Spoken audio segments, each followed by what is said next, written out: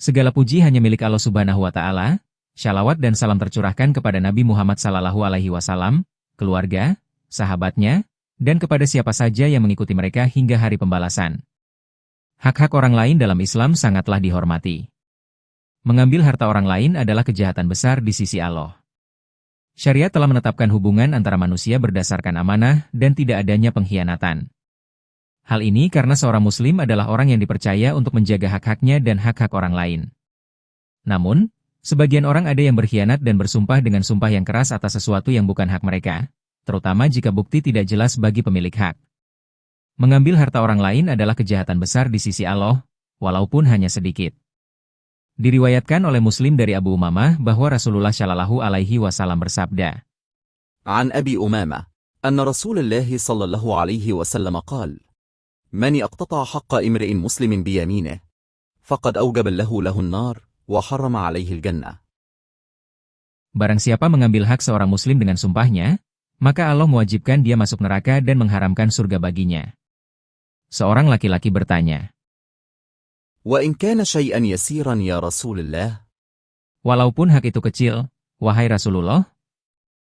Beliau SAW menjawab, قال: وإن قضيبا من أراك. رواه مسلم. walaupun sebatang kayu siwak. Hadis riwayat Muslim. Dalam hadits ini terdapat larangan dan peringatan keras dari menguasai hak-hak orang lain dengan cara yang batil. Nabi SAW memberitahu bahwa siapa yang mengambil hak orang lain dengan bersumpah palsu kepada Allah maka Allah telah mewajibkan neraka sebagai hukuman atas kedustaannya, dan Allah mengharamkan baginya untuk memasuki surga, meskipun yang diambil adalah ranting kecil dari pohon arak yang digunakan sebagai siwak. Telah disebutkan dalam Sahih Bukhari dan Muslim.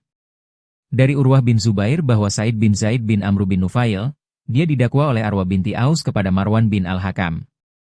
Arwa mengaku bahwa Said telah mengambil sebagian tanahnya. Said berkata, أنا كنت آخذ من أرضها شيئا بعد الذي سمعت من رسول الله. apakah saya akan mengambil sebagian tanahnya setelah apa yang saya dengar dari Rasulullah SAW? Marwan bertanya, apa yang kamu dengar dari Rasulullah SAW? Said menjawab, سمعت رسول الله يقول من أخذ شبرا من الأرض ظلما طوقه إلى 7 أراضين. saya mendengar Rasulullah SAW bersabda, barang siapa yang mengambil sejengkal tanah secara zalim, maka ia akan diberi kalung dari 7 lapis bumi.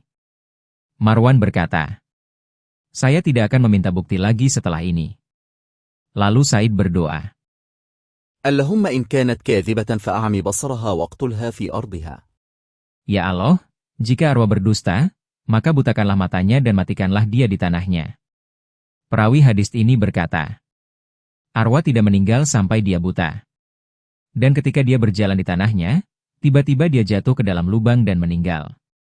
Wahai kaum muslimin, mari kita bertakwa kepada Allah dan waspada terhadap hak-hak orang lain. Mengambil tanah secara zalim dapat membawa kita kepada azab yang pedih di hari kiamat. Ini adalah peringatan bagi kita semua. Semoga Allah Subhanahu wa Ta'ala memberikan kita kekuatan dan kemampuan untuk menjadi orang yang adil dan tidak melakukan kezaliman pada orang lain.